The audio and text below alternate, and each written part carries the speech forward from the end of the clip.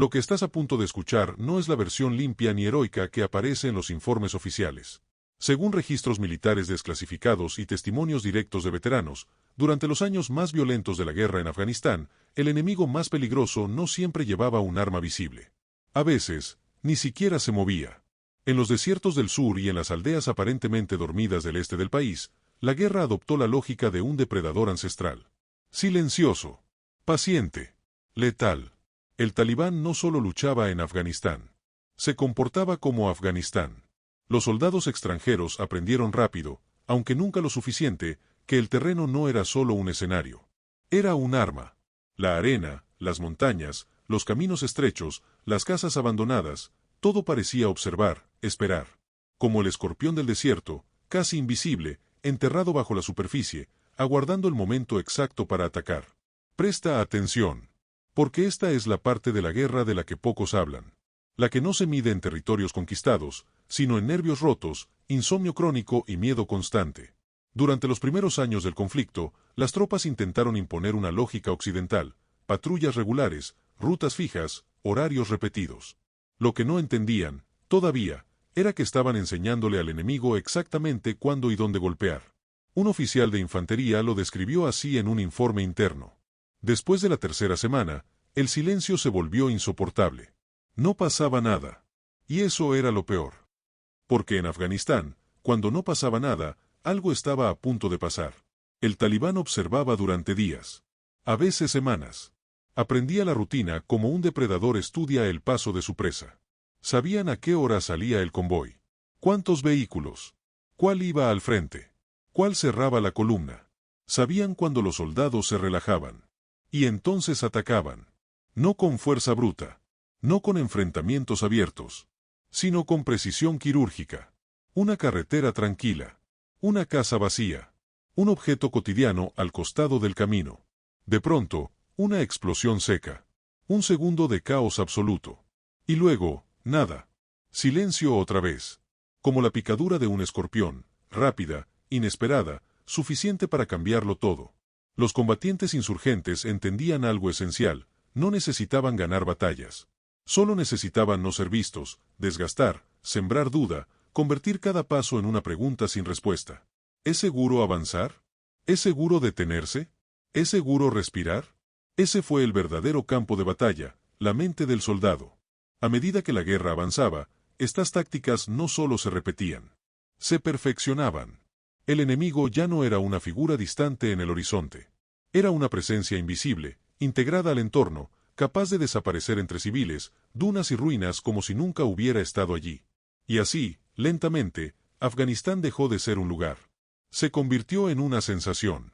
Pesada. Opresiva. Imposible de ignorar. En la siguiente parte, entraremos en el corazón de esta estrategia. Cómo la paciencia extrema y el uso del tiempo como arma transformaron el miedo en una herramienta militar, y por qué tantos veteranos afirman que lo peor no era el ataque, sino la espera. Según análisis internos de la OTAN, uno de los errores más persistentes de las fuerzas internacionales fue asumir que el enemigo compartía la misma percepción del tiempo. No era así. Para el talibán, el tiempo no era un problema. Era una ventaja. Mientras las tropas rotaban cada 6, 9 o 12 meses, los insurgentes se quedaban. Observaban el mismo camino durante años. Veían pasar a distintas unidades, distintos rostros, pero las mismas rutinas. El desierto les enseñó algo fundamental: sobrevivir no depende de la fuerza, sino de la espera. Como el escorpión enterrado bajo la arena, podían permanecer inmóviles durante horas, incluso días, conservando energía, soportando el calor, ignorando el hambre. No necesitaban moverse. El enemigo venía hacia ellos. Un sargento estadounidense lo resumió en una entrevista posterior a su despliegue. Nunca sabías si te estaban mirando. Pero asumías que sí. Todo el tiempo. Ese estado mental era precisamente el objetivo. Las patrullas se volvían más lentas. Las miradas, más nerviosas. Cada piedra parecía fuera de lugar. Cada sombra, una amenaza. En muchos sectores, el talibán evitaba atacar durante semanas. Dejaba que la confianza regresara poco a poco. Que el cansancio venciera a la alerta. Que el soldado pensara, quizá hoy no pase nada. Y entonces, cuando la sensación de seguridad se instalaba, atacaban. No era casualidad. Era cálculo. Los dispositivos explosivos improvisados, IED, se colocaban en puntos donde el movimiento era predecible, curvas cerradas, puentes improvisados, entradas de aldeas. A veces no explotaban de inmediato. A veces esperaban. Como un veneno que necesita tiempo para hacer efecto. Un informe británico describía esta táctica como violencia diferida. El daño no comenzaba con la explosión, sino antes. En la anticipación. En la espera interminable. El impacto psicológico era profundo. Soldados jóvenes, entrenados para el combate directo, se enfrentaban a un enemigo que se negaba a mostrarse. No había a quien disparar. No había frente claro. Solo la sensación constante de estar caminando sobre algo que podía matarte en cualquier momento. Dormir se volvía difícil. Soñar, imposible. Despertar, agotador. En las bases avanzadas, incluso el silencio era sospechoso. Si no había disparos, si no había explosiones, la pregunta inevitable era, ¿por qué? Porque el talibán entendía algo que pocos manuales militares enseñan. El miedo sostenido cansa más que el combate abierto. Cada día sin ataque era un día más de tensión acumulada. Cada patrulla sin incidentes era un recordatorio, la próxima podría ser la última. Así, el tiempo se convertía en un aliado del insurgente y en un enemigo del soldado. Lento, invisible, implacable. En la próxima parte, veremos cómo esta lógica de espera se combinó con el uso del entorno cotidiano, casas, caminos, objetos comunes, para transformar lo familiar en mortal, y por qué muchos veteranos afirman que lo más aterrador no era el desierto abierto, sino los lugares donde se suponía que estaban a salvo. Lo más perturbador de esta guerra no era el combate, era la normalidad. Los informes de campo coinciden en algo inquietante, el talibán convirtió lo cotidiano en un arma. No necesitaban bases visibles ni posiciones fortificadas. Les bastaba con entender cómo vivía la gente y cómo se movían las tropas. Casas abandonadas, puertas entreabiertas, motocicletas apoyadas contra una pared, montones de basura al borde del camino. Nada de eso parecía peligroso. Y precisamente por eso lo era. Un capitán español recordaba su primera patrulla rural con una frase seca. El problema no era lo que veías. Era lo que no. En muchas aldeas, las tropas aprendieron a desconfiar incluso de los espacios que, en teoría, ofrecían protección. Una vivienda vacía podía ser un refugio, o una trampa. Un objeto olvidado en el suelo podía ser basura, o un detonador. El talibán estudiaba los hábitos humanos con la precisión de un depredador. Sabían que el soldado buscaría sombra bajo un árbol, que se apoyaría en una pared para descansar, que elegiría siempre el mismo punto para observar una calle. Y allí colocaban el veneno. Como el escorpión que se oculta bajo una piedra esperando que alguien la mueva, los explosivos improvisados se integraban al entorno. No sobresalían. No llamaban la atención. Esperaban. Un veterano canadiense lo describió así. Llegó un punto en que cualquier objeto parecía tener intención. Ese era el objetivo final, romper la confianza del ser humano en su propio entorno. Las patrullas ya no solo vigilaban el horizonte. Vigilaban el suelo. Las paredes. Las ventanas. El aire parecía pesado, cargado de amenaza. Cada paso requería un esfuerzo mental enorme. Caminar se volvía agotador. Mirar, insoportable. Pensar, peligroso. El talibán no necesitaba atacar constantemente. Bastaba con demostrar que podía hacerlo en cualquier momento y en cualquier lugar. Esa posibilidad constante era más efectiva que 1000 disparos. En algunos sectores, los insurgentes dejaban pasar convoys enteros sin tocar un solo vehículo. Observaban, aprendían, ajustaban, y cuando finalmente atacaban, lo hacían en el punto exacto donde el daño psicológico sería mayor. Un vehículo al centro de la columna. Una explosión controlada. Un silencio inmediato después. No era solo destrucción física. Era un mensaje. Nunca estás a salvo. Con el tiempo, los soldados empezaron a asociar el paisaje afgano con una amenaza permanente. El polvo, el calor, los sonidos lejanos, todo se convertía en un recordatorio de que el enemigo no necesitaba mostrarse para ganar. Como el veneno del escorpión, el efecto no siempre era inmediato. A veces tardaba días. A veces meses. Pero dejaba huella. Ansiedad constante. Reacciones exageradas. Una sensación persistente de vulnerabilidad. En la siguiente parte, profundizaremos en el impacto psicológico de esta guerra invisible, como el miedo sostenido y la imposibilidad de identificar al enemigo afectaron a una generación entera de combatientes, y por qué muchos afirman que Afganistán nunca se fue realmente de sus mentes.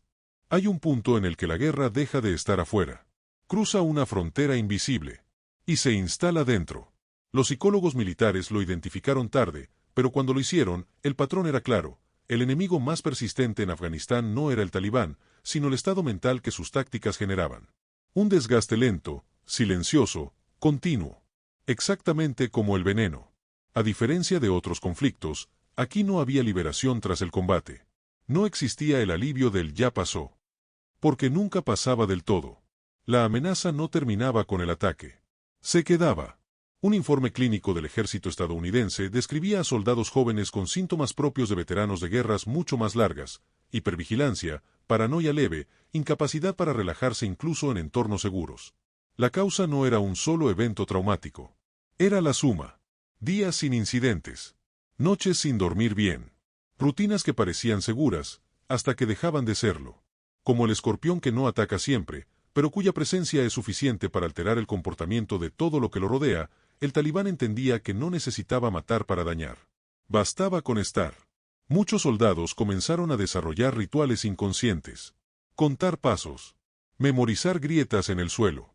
Evitar mirar a los ojos de civiles por miedo a interpretar algo que no estaba allí. La mente buscaba control donde ya no lo había. Un infante de marina lo confesó años después. Volví a casa, pero seguía caminando como si el suelo pudiera explotar. Ese es el efecto de una guerra sin frente claro. Sin rostro definido. Sin un enemigo al que señalar. El escorpión no ruge. No avisa. No persigue. Solo espera. Y esa espera prolongada genera algo peor que el miedo inmediato: la anticipación constante del dolor. El cerebro se mantiene en alerta máxima durante demasiado tiempo. Eventualmente, se rompe. Los mandos comenzaron a notar cambios preocupantes: reacciones excesivas ante ruidos normales, errores de juicio, agotamiento extremo. No era cobardía. Era saturación. Afganistán se había convertido en un entorno donde la supervivencia dependía de desconfiar de todo. Y vivir así tiene un costo profundo. Incluso dentro de las bases, supuestamente seguras, la sensación no desaparecía. El silencio nocturno no era tranquilidad. Era sospecha. Porque el talibán había demostrado una y otra vez que no respetaba límites. El resultado fue una generación de combatientes marcada por una guerra que no terminaba cuando acababa la misión. Una guerra que seguía activa en la memoria, en el cuerpo, en los reflejos. En la última parte, cerraremos este recorrido con una reflexión necesaria: cómo estas tácticas redefinieron el conflicto afgano, que dejaron atrás cuando los combates oficiales terminaron, y por qué el eco de esta guerra silenciosa aún no se ha disipado. Aguantar. Esperar no romperse antes de regresar. Pero incluso el regreso no significaba el final. Cuando los combates oficiales comenzaron a disminuir y las tropas extranjeras iniciaron su retirada, muchos creyeron que la guerra había terminado. Los informes se cerraron. Las bases se desmontaron. Los titulares pasaron a otra cosa. Pero Afganistán no se apaga así. Porque el verdadero impacto de este conflicto no se mide solo en territorios perdidos o recuperados. Se mide en algo más profundo: la huella psicológica que dejaron tácticas diseñadas para no ser vistas, pero sí sentidas. Como el escorpión del desierto, el talibán entendió que la supervivencia no dependía de la fuerza bruta, sino de la adaptación absoluta al entorno. Su estrategia no buscaba dominar el campo de batalla. Buscaba convertir todo el campo en una amenaza. Carreteras que ya no eran solo carreteras. Casas que ya no eran refugios. Silencios que ya no significaban calma. Esa transformación del entorno fue su arma más efectiva. Veteranos de distintos países coinciden en lo mismo: lo más difícil no fue el día del ataque, sino los días anteriores y posteriores. La espera. La anticipación. La imposibilidad de bajar la guardia. Una sola explosión podía cambiar una vida. Pero 1000 momentos de tensión constante podían cambiar una mente para siempre. Eso es lo que hace que esta guerra sea diferente. No gritaba. No avanzaba en masa. Se deslizaba. Como veneno. Incluso años después, muchos combatientes siguen reaccionando a sonidos repentinos, a objetos fuera de lugar, a silencios demasiado prolongados. Afganistán sigue ahí, no como un recuerdo concreto, sino como una sensación persistente. Pesada. Inquietante. Difícil de explicar. Este conflicto nos obliga a una reflexión incómoda: Las guerras modernas no siempre se ganan con más armas, sino con más miedo. Con paciencia. Con la capacidad de esperar el momento exacto en que el enemigo se siente seguro. Y eso deja marcas que no aparecen en los mapas. Honrar a quienes estuvieron allí no significa glorificar la violencia. Significa entenderla, reconocer el peso que cargan quienes caminaron por un terreno donde cada paso podía ser el último. Porque algunas guerras no terminan cuando cesan los disparos. Terminan, si es que lo hacen, mucho después, dentro de quienes las vivieron. Si este relato te ayudó a comprender una dimensión menos visible del conflicto afgano, apoya este contenido con un like, suscríbete al canal y comparte este video. Historias como esta no deben perderse en el silencio.